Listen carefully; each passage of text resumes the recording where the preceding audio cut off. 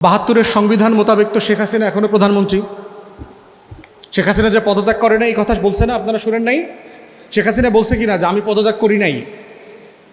চুপ্পু বলছে কিনা যে আমি পদত্যাগপত্র পাই নাই? বলছে? তাহলে যিনি পদত্যাগ করেছেন আর যিনি যার কাছে পদত্যাগপত্র দেওয়া হয়েছে দুজনই বলেছেন না আমরা এটা পাই নাই, আমি করি নাই। তাহলে ২৪-এর ৭২-এর সংবিধান এবং ২৪-এর ডামি নির্বাচন মোতাবেক এখন পর্যন্ত মাননীয় প্রধানমন্ত্রীকে, তাহলে আপনারা কারা?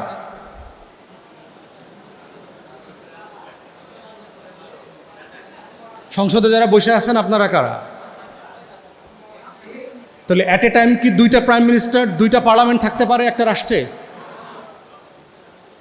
তাহলে বিএনপি বর্তমান শাসক গোষ্ঠী সংবিধানের নামে আগুন নিয়ে খেলছেন, আপনারা আগুন নিয়ে খেলছেন রীতিমতো। এবং এরকম একটা দিন আসবে, কোনো একদিন খায়রুল হক সিনহা মার্কা প্রধান বিচারপতি যদি পায়, পঞ্চম সংশোধনী সব কিছু বাতিল করে দিয়েছিল না? জিয়াউর রহমানরে অবৈধভাবে ক্ষমতা দখলকারী বলছিল না? আপনাকেও তারেক রহমান মাননীয় প্রধানমন্ত্রী আপনারাও বলবে যে আপনি অবৈধভাবে ক্ষমতা দখল করছেন। এবং এইটার রাস্তা আপনিই খুলে দিছেন। ওই যে খাল কাটতেছেন না, খাল কেটে কেটে এই সব কুমির কিন্তু আনতেছেন। একটা জাতিসত্তার তৈরির যেখানে দাড়ি হয় না, মানে সেখানে আমরা সংবিধানে দাঁড়ি দিয়ে দিচ্ছি। এর মানে হচ্ছে ৭২-এর সংবিধানকে আমার প্রতিটা আগামীর মুক্তির লড়াইয়ের মুখোমুখি দাঁড় করিয়ে বলা হচ্ছে আগামী দিনে কোনো বিপ্লব করা যাবে না, আগামী দিনে কোনো গণ অভ্যুত্থান করা যাবে না, করলেও আমরা সেটা মেনে নেব না। এবং এইটা না বলার মধ্য দিয়ে আজকে হচ্ছে বিএনপির ৭২-এর সংবিধান নিয়ে যে পজিশন, এক্স্যাক্টলি আওয়ামী লীগের পজিশন। এবং আমরা দুই দলের এই পজিশনকে মনে করছি তারা ২৪-এর বিপক্ষে দাঁড়াচ্ছে, ২৪-এর গণ অভ্যুত্থানের বিপক্ষে দাঁড়াচ্ছে, আমাদের মুক্তির লড়াইয়ের বিপক্ষে দাঁড়াচ্ছে। অতএব সেই জায়গাতে আমরা বোধ করছি যে আমাদের যে সংবিধান আছে, এই সংবিধানটা আমার জনগণের যে আকাঙ্ক্ষার জায়গা আছে, এই আকাঙ্ক্ষাকে রিফ্লেক্ট করতে পারছে না। এবং সেজন্যই আমরা শুরু থেকে গণ অভ্যুত্থানের পর থেকে আমরা বারবার বলেছি ৭২-এর এই সংবিধান সাসপেন্ড করে দেওয়া দরকার। সাসপেন্ড করে দিয়ে নতুন করে সংবিধান সংস্কার পরিষদ অথবা সংবিধান সভা নির্বাচিত করে নতুন করে সংবিধান রিরাইট করা দরকার, যেটা খুব ছোট হওয়া দরকার, খুব বড় সংবিধান না, ৫-৭-১০ পৃষ্ঠার একটা সংবিধান, একটা গভর্নিং প্রিন্সিপাল, যেটা নিয়ে শিক্ষিত সমাজ, কলেজ, বিশ্ববিদ্যালয়ের ছেলেমেয়েরা থেকে শুরু করে লালনের টং দোকানে আলোচনা করা সম্ভব। সবাই বুঝবে যে জিনিসটা, সেটা আমার বই। প্রত্যেকটা আয়নায় যেই তাকায় দেখবেন আয়নাটাকে কিন্তু আপনার মনে হয়, কারণ আপনি আপনাকে দেখতে পান। অতএব সংবিধান এমন একটা বই হইতে হবে যে বইটার দিকে তাকাইলে মনে হবে যে হ্যাঁ, এখানে আমার কথা লেখা আছে, আমার অধিকারের সনদ এইটা, এখানে আমার সব স্বপ্নের কথা বলে দেয়া আছে। আমার মনে আছে বহু আগে একটা নাটক দেখেছিলাম, তারানা হালিম। হিন্দু আইন যারা পড়েছেন তারা বুঝবেন আর কি। হিন্দু আইনে ইনহেরিটেন্স নাই, আপনারা জানেন। তো তারানা হালিম একজন উকিলের কাছে গিয়ে বলতেছে যে তার বিয়ে হয়ে গেছে, সে একমাত্র সন্তান বাবা মায়ের, কিন্তু তার বাবা মায়ের কাছ থেকে সে কোনো সম্পত্তি পাচ্ছে না হিন্দু হওয়ার কারণে। তখন সে তার উকিলকে বলছিল, আপনার চেম্বারে যে এত মোটা মোটা এতগুলো বই, এই বইগুলোর কোনো পাতায় কি আমার কথা একটু বলা নাই? তার জায়গা থেকে সে বলছে যে এতগুলো বই, এত হাজার হাজার পৃষ্ঠা, এখানে কোথাও কি আমার কথা একটু বলা নাই? তাহলে আজকের সংবিধানের দিকে তাকায়, ৭২-এর সংবিধানের দিকে তাকায় দেখেন তো আপনার কথা বলা আছে কিনা, আপনি আপনাকে আয়নার মতো করে সেখানে দেখতে পান কিনা। যদি পাইতেন তাহলে আপনাদের ১৪০০ শহীদের রক্ত দিয়ে কেন লিখতে হইল যে নতুন রাজনৈতিক বন্দোবস্ত চাই, বুকের ভেতর অনেক ঝড়, বুক পেতেছি গুলিকর, কেন লিখতে হয়েছে? লিখতে হয়েছে কারণ এই সংবিধানের পাতায় পাতায়, আখরে আখরে, রক্তে দিয়ে যা লেখা আছে সেটা আপনার মধ্যে আপনি দেখতে পাচ্ছেন না, আপনি দেখতে পাচ্ছেন না, খুঁজে পাচ্ছেন না আপনাকে। তাহলে যেই সংবিধানে আপনি আপনাকে খুঁজে পাচ্ছেন না, সেই সংবিধান আপনার জাতির শাসন করবার দলিল হইতে পারে না। এবং এই জন্য আমরা বারবার বলেছি যে একটা নতুন সংবিধান দরকার, যেটা আমার আকাঙ্ক্ষাকে রিফ্লেক্ট করবে, এবং আকাঙ্ক্ষাটাকে এমনভাবে রিফ্লেক্ট করবে এত সাদামাটা ভাষায়, যেটা নিয়ে আমাকে আপনাকে বুঝতে কোনো সংকট হওয়ার কথা না। এবং যারা আজকে ৭২-এর সংবিধান নিয়ে খুব বেশি পূজারী হয়ে উঠছেন, তাদের সংকটগুলো দেখেন। বর্তমান সংবিধানে শেখ মুজিবকে এখনও জাতির জনক বলা আছে, স্বাধীনতার ঘোষক বলা আছে।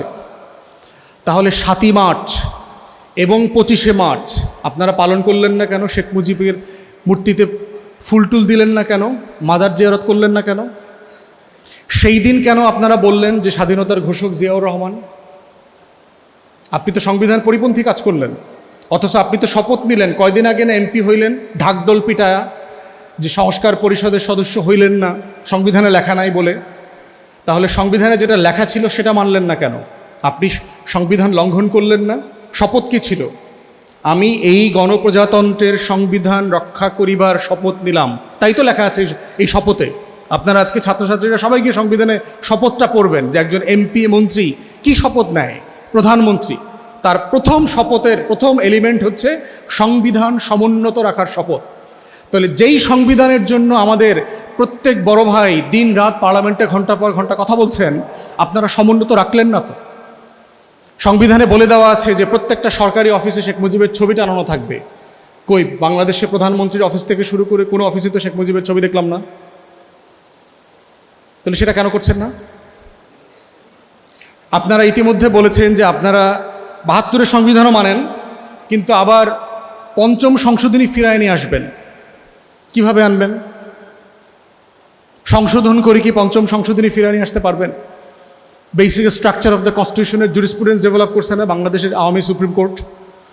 কোথায় কোথায় হাত দিতে পারবেন, কোথায় কোথায় হাত দিতে পারবেন না বলে দেওয়া আছে না? তো সেটা দিয়ে কিভাবে করবেন? ৭২-এর সংবিধান মোতাবেক তো শেখ হাসিনা এখনও প্রধানমন্ত্রী।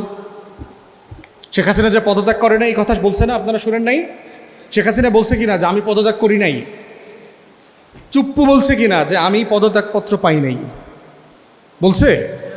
তাহলে যিনি পদত্যাগ করেছেন আর যিনি যার কাছে পদত্যাগপত্র দেওয়া হয়েছে দুজনই বলেছেন না আমরা এটা পাই নাই, আমি করি নাই। তাহলে ২৪-এর ৭২-এর সংবিধান এবং ২৪-এর ডামি নির্বাচন মোতাবেক এখন পর্যন্ত মাননীয় প্রধানমন্ত্রীকে, তাহলে আপনারা কারা?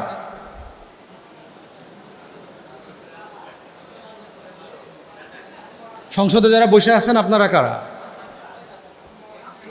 তাহলে অ্যাট এ টাইম কি 2টা প্রাইম মিনিস্টার 2টা পার্লামেন্ট থাকতে পারে একটা রাষ্ট্রে? তাহলে বিএনপি বর্তমান শাসক গোষ্ঠী সংবিধানের নামে আগুন নিয়ে খেলছেন। আপনারা আগুন নিয়ে খেলছেন রীতিমতো। এবং এরকম একটা দিন আসবে, কোনো একদিন খায়রুল হক সিনহা মার্কা প্রধান বিচারপতি যদি পায়, পঞ্চম সংশোধনী সব কিছু বাতিল করে দিয়েছিল না? জিয়াউর রহমানরে অবৈধভাবে ক্ষমতা দখলকারী বলছিল না? আপনাকেও তারেক রহমান মাননীয় প্রধানমন্ত্রী আপনারাও বলবে যে আপনি অবৈধভাবে ক্ষমতা দখল করছেন। এবং এইটার রাস্তা আপনিই খুলে দিচ্ছেন। ওই যে খাল কাটতেছেন না, খাল কেটে কেটে এই সব কুমির কিন্তু আনতেছেন। অতএব আমরা যা বলছি এটা একটা প্রিন্সিপাল পজিশন, একটা ইতিহাসের ধারাবাহিকতার জায়গা। এইটাকে যদি আপনারা অবজ্ঞা করেন, হেয় করেন, ছোট করেন, দিন শেষে বিপদে আপনারা পড়বেন। এবং আমরা চাই না আপনারা বিপদে পড়বেন। তাহলে এর মানে কি আমাদের দেশের তারেক রহমান এখন প্রধানমন্ত্রী না? হ্যাঁ প্রধানমন্ত্রী।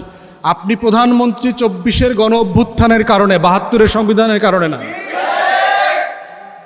এই সিম্পল জিনিসটা যে আপনারা কেন বুঝতেছেন না, এই জ্ঞান পাপীরা কিন্তু আপনাকে নাপিত বানায়া ছাড়বে।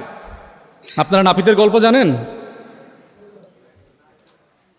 এক এলাকাতে এক ডাক্তার ঈদের ছুটিতে বাড়ি গেছে। তো এক লোক ডাব গাছ থেকে পড়ে তার পা ভেঙে গেছে।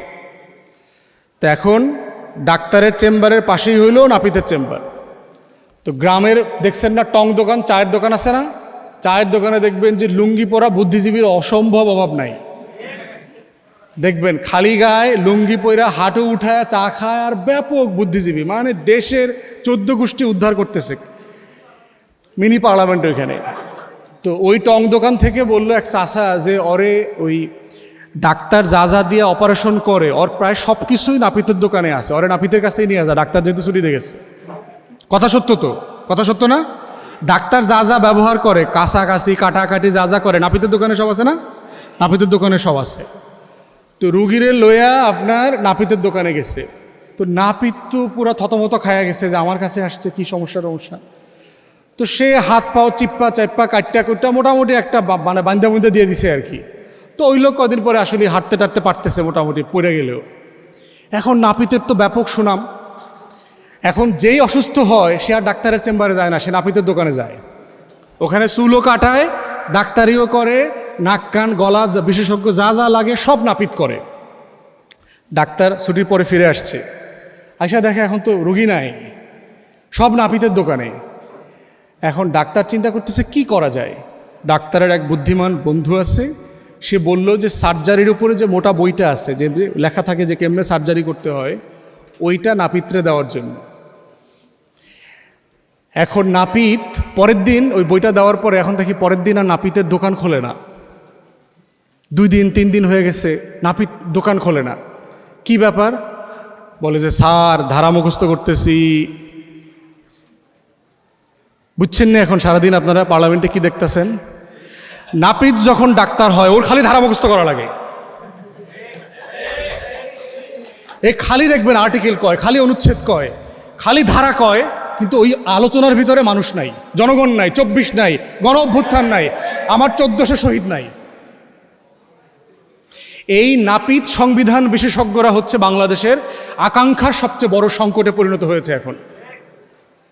অতএব আমরা চাইব যে বাংলাদেশ রাষ্ট্রের এই পরিবর্তনের ধারা যদি অব্যাহত রাখতে চায়, তাহলে আমরা বোধ করছি সংবিধান হচ্ছে একটা মিনস, একটা টুলস। সংবিধান কোনো স্বপ্ন আকাঙ্ক্ষার বেরিয়ার না। বিপ্লব সংবিধান তৈরি করে, মুক্তির লড়াই সংবিধান তৈরি করে, গণ অভ্যুত্থান সংবিধান তৈরি করে। সংবিধান দিয়ে গণ অভ্যুত্থান হয় না। যদি হয় তাহলে 72-এর সংবিধান মোতাবেক আমরা সবাই, আপনারা সবাই কিন্তু রাষ্ট্রদ্রোহিতার আসামি না? 7 খ মোতাবেক কি আমরা সবাই এখন রাষ্ট্রদ্রোহিতার আসামি না? কই থাকার কথা? কই আসি? কই থাকার কথা? তো আসেন কই? তাহলে 72-এর সংবিধান কই? তাহলে যেইটা দিয়ে আপনি এত গর্ব করতেছেন, ওইটা দিয়েই তো আপনার কয়দিন পরে ফাঁসির রায় হবে, এটা বোঝেন কি না? তো সেই জায়গায় আমরা বোধ করছি যে আমাদের স্বপ্ন, আমাদের আকাঙ্ক্ষাটার জন্য একটা নতুন দলিল লাগবে। এই দলিলটার নাম সংবিধানই হবে। কিন্তু এই সংবিধান আগের অথবা আগামীর কোনো সংবিধান আমার স্বপ্ন আকাঙ্ক্ষা তৈরির কোনো বাধা, ব্যারিয়ার হইতে পারবে না।